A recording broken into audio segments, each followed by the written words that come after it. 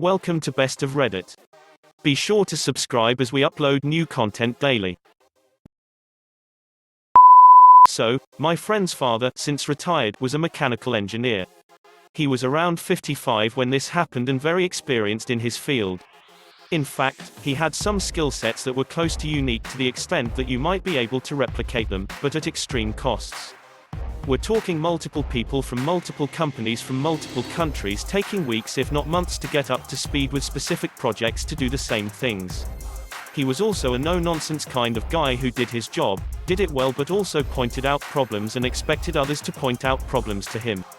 He was extremely solution-oriented and had no time for office politics or keeping a positive attitude at work. Basically, your everyday grumpy older engineer who really knew his thing and always ready to help if you asked, but not very forthcoming in team-building exercises and so on. He also ran his own business on the side, doing minor projects and so on.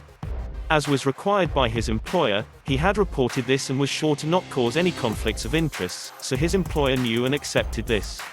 He was considered a valuable employee and got several awards that he cared little for, but anyway, during his many years with this employer. By all accounts, they paid him well, respected his knowledge and accommodated his style, and he returned the favor by working very hard and making sure to mentor younger and newly employed engineers to make them effective coworkers. Then his firm was acquired by a larger firm, and a new management team installed. Initially, everyone was promised that things would remain the same, but with the new management came a new office culture. The new management pressured for unpaid overtime, for a more American corporate culture with cheering and clapping and so on. He considered it extremely cringe and refused to participate. His status as a long-standing and knowledgeable employee kept him safe for some time, before the new management realized that resistance to the new culture centered around him and started pressuring him to play along. When he did not, they turned increasingly hostile, realizing that he held a lot of soft power in the company, having mentored a large percentage of the engineers and resistance to their leadership centering around him. They started ordering him to work overtime. He answered that he was on time with his projects and that if they had identified an emergency requiring overtime, they would have to bring it up with the union to negotiate the overtime and make sure it was an actual emergency. The contract with the union said no overtime unless in an emergency. They tried to force him to participate in the cheering and clapping by making it mandatory for him to attend and yelling at him to participate, and he did, but so unenthusiastically that the event turned even more cringe and people started laughing. The workday turned more and more hostile, and he knew that things would come to head sooner or later. Being an experienced engineer and knowing how to document things, he already had his ducks in a row. Then it finally happened. They caught him answering an email for his side business on his work laptop, brought him in and fired him on the spot for theft of company resources. He sat at the conference table and looked the three managers in their eyes, one after the other, and asked, "Are you sure you want to do this?" They all said yes. "Are you really sure you want to do this?" He was escorted to his desk by security to leave his phone, his badge and his computer at the desk and then escorted out. Once out of the building, he phoned his union representative, who immediately cancelled the firing, claiming there was no just cause, which meant that it would go to the labor board for arbitration.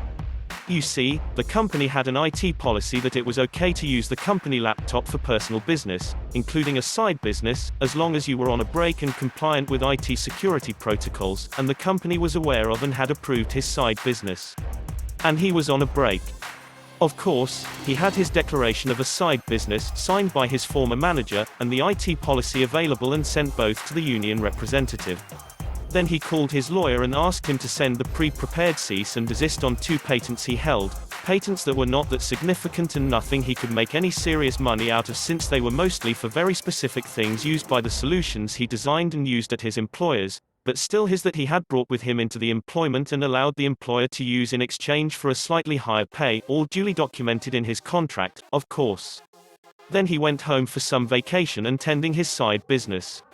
He was always a man to prepare and had enough money saved up to last him for a good time, to the extent that he considered retiring entirely.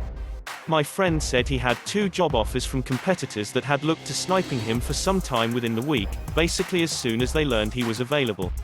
He was gracious, but declined, but offered them to consult with his side business, now that he had the time, which they eagerly accepted, at twice the hourly rate he had made at his earlier employers. His colleagues started ringing the day after for advice, since the projects he had managed could not go on without him. He was perfectly polite, but denied any information and help, saying he had left everything he had with management and to contact them, as he was no longer employed there. Several clients that phoned his private number were told the same thing. Since his private number was not on a public registry, he suspected that both colleagues and clients spent some time and/or money to find it. It took 2 weeks before a manager phoned him and asked things. He politely declined to answer, got yelled at and replied with something like, "I am sorry, you must have mistaken me for someone who works for you," and hung up. This happened a few times, and the next week HR phoned him and stated the firing had been a mistake and he was welcome back to his job. He again politely declined, saying that he awaited the Labour Board's decision, but until then he was happy to consult for them.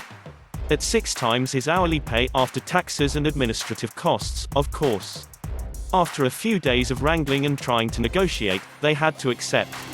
And then he sprung the patent issue on them, forcing them to pay for those too. Less than 2.5 weeks after being fired he was back at his desk. After roughly 3 months, the firing came to the Labour Board.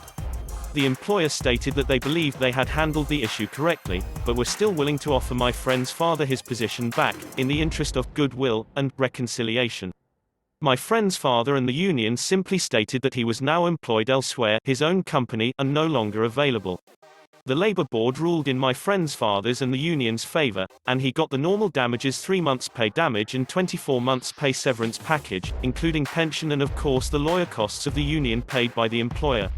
According to my friend, her father continued to work there until he retired, working 20 hours or so per week and 10 to 15 hours for other companies, making a pretty penny, continuing to charge them 3 times what he charged their competitors as a butthole tax. The managers were not fired, but they were moved into their own group apart from the rest of the department when it came to bonus calculations, and the costs of her father's consultancy fees and the costs of the Labour Board arbitration were budgeted there, meaning they were constantly over budget and thus ineligible for bonuses for several years, which was a decent percentage of the incentives at that company, making at least one of them quit. My friend also said her father usually met any management complaints with a big grin and, "What are you going to do?"